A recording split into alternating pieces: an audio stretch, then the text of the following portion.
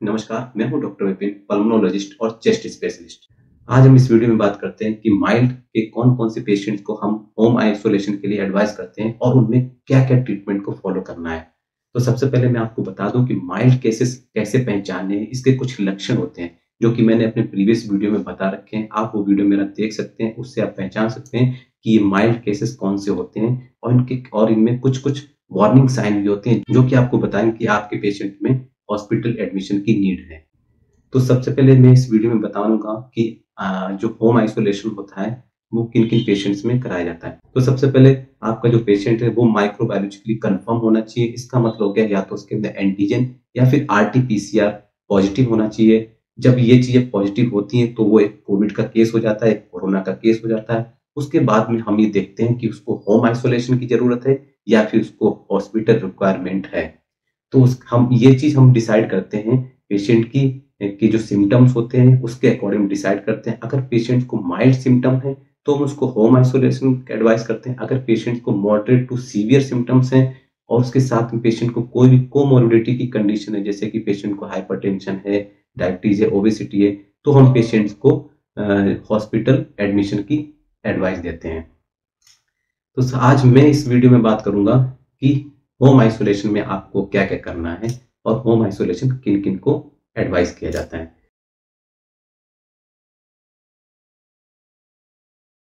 तो सबसे पहले जो एसिम्प्टोमेटिक पेशेंट हैं, जिनमें कोई सिम्पटम्स नहीं होता है, उनको हम होम आइसोलेशन बताते हैं। ऐसे पेशेंट जो कि कोमोर्बिडिटी वाले पेशेंट हैं, बट उनके जो अंदर सिम्पटम्स कोई भी नहीं है, वो भी एसिम्प्टोमेटिक पेशेंट हैं। कोमोर्बिडिटी मैंने आपको बता दिया है। ऐसे पेशेंट जो कि ओबेसिटी वाले पेशेंट हैं, ऐसे पेशेंट जिनको डायबिटीज़ है, हाइपरटेंशन है, जिनको इस्केमिक हार्ट डिज़ीज़ है, जिनको कैंसर है और जिनका कुछ कोई मेडिकेशन चल रहा है, कैंसर का मेडिकेशन चल रहा है, इम्यूनिटी को कम करने के लिए ऑर्गन ट्रांसप्लांटेशन वाले जो पेशेंट होते हैं, उनको भी कोमोर्बिडिटी के अंदर रखा जाता है। ऐसे पेशेंट्स जिनका लॉन्ग टर्म स्टेरॉयड थेरेपी चल रहा है, सिस्टमिक स्टेरॉयड थेरेपी चल रही है, ये पेशेंट कोमोर्बिडिटी वाले पेशेंट होते हैं। ऐसे पेशेंट जिनके अंदर जो फीवर की जो दर है वो लो ग्रेड फीवर है, सिम्पटम्स उनमें माइल्ड पाए जाते हैं, हल्की-सी खाँसी पाई जाती है, ड्राई कफ होता है, थोड़ी-सी वीकनेस रहती है बॉडी में, हल्का-सा बॉडी एक मिलता है, के साथ-साथ में उनको नेज़ल ब्लॉक मिल सकता है और उनको जो रेस्पिरेटरी डिस्ट्रेस है वो नहीं मिलना चाहिए। अगर ऐसा पेशेंट आपको मिलता है रेस्पिरेटरी डिस्ट्रेस वाला, तो उसको हम एडमिट कराते हैं। अगर रेस्पिरेटरी डिस्ट्रेस नहीं है, इसका मतलब हो गया अगर पेशेंट को साँस नहीं फूल रही है और पेशेंट में रेस्पिरेटरी रेट यानी कि जो साँस लेने की जो दर है वो 24 से अगर कम है, तो हम ऐसे पेशेंट को होम आइसोलेशन की एडवाइस देते हैं। अगर उनके अंदर जो रेस्पिरेटरी रेट है यानी कि जो साँस लेने की जो दर है वो 24 से ज़्यादा है और ऐसे पेशेंट जिनका एसपीओ2 95% से ज़्यादा है, तो हम उनको एडमिशन के लिए बोलते हैं। तो ये जो मैंने जो आपको लिस्ट बताई है, अगर आपको ये सारे सिम्पटम्स दिख रहे हैं, तो आपको होम आइसोलेशन की नीड है, हॉस्पिटल एडमिशन की नीड नहीं है। आप अपने घर पे ही अपना ट्रीटमेंट कर सकते हैं।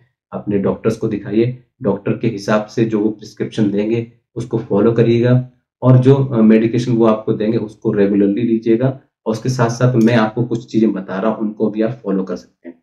जैसे कि आपको अपना हाइड्रेशन मेंटेन करना है, आपको पानी खूब पीना है, लिक्विड डाइट लेना है, जूस पीने हैं और अपना हाइड्रेशन को मेंटेन रखना है। सेकंड चीज़ आपको रेस्ट करना है, आराम करिएगा, अपनी बॉडी को ज़्यादा एक्सर्शन नहीं करना है, रेस्ट करिएगा। तीसरी चीज़ है कुछ जो सिम्प्टोमेटिक ट्रीटमेंट होता है उसको फॉलो करना है। सिम्प्टोमेटिक ट्रीटमेंट में अगर आपको फीवर आ रहा है तो आप पैरासिटामोल लीजिएगा, एंटीऑक्सीडेंट लीजिएगा जैसे कि विटामिन सी जो कि 500 मिलीग्राम होती है, उसको आप दिन में 3 बार ले सकते हैं, 2 बार भी ले सकते हैं। उसके साथ-साथ में आपको अगर खाँसी आ रही है तो आप एंटीहिस्टामिनिक ले सकते हैं और इसके साथ-साथ में आपको अगर ज़्यादा खाँसी आ रही है, आपको हल्की-सी साँस में दिक्कत हो रही है, अगर खाँसी persistent रह रही है, ड्राई कफ persistent रह रहा है, तो उसके साथ में आप इनहेल्ड बुडेसोनाइड जो एक इनहेल की फॉर्म में आता है, वो आप ले सकते हैं, जो कि 800 एमसीजी होते हैं, वो आप दिन में 2 बार ले सकते हैं। लेकिन ये सब आपको किसी डॉक्टर की सलाह से ही लेना है, अपने आप ये ट्रीटमेंट नहीं शुरू करना है। ये मैं आपको एक बेसिक इंटरेस्ट के लिए बता रहा हूँ। और इसके साथ-साथ में आपको एक चीज़ ध्यान रखना है, माइल्ड केसेस वाले पेशेंट को स्टेरॉइड जो सिस्टमिक स्टेरॉइड होता है, जो टैबलेट की फॉर्म में स्टेरॉइड होता है, वो अपने आप से स्टार्ट नहीं करना है। तो ये चीज़ का बहुत ही ध्यान रखना आपको। ये नहीं कि आप अपने मन से स्टेरॉइड लेने लगे। कहीं भी आपने देखा, किसी भी चैनल पे आप किसी भी वीडियो में देख करके आप स्टेरॉइड लेने लगे, तो इसका कुछ क्राइटेरिया होता है स्टेरॉइड स्टार्ट करने का, वो मैं आपको आगे बताऊंगा, या फिर वो आप अपने डॉक्टर्स की सलाह से ही लें स्टेरॉइड। तो एक छोटा सा वीडियो मैंने आपको बताया कि अगर आप माइल्ड केसेस में आते हैं तो आपको क्या क्या ट्रीटमेंट को फॉलो करना है, और आपको कैसे पता चलेगा कि आप माइल्ड में आते हैं कि आप अपने आप को होम आइसोलेशन से ठीक कर सकते हैं। तो थैंक यू। अगर आपको ये मेरा वीडियो पसंद आया तो लोगों को शेयर करिएगा, इसको लाइक करिएगा और मेरे चैनल को सब्सक्राइब करिएगा। Thank you.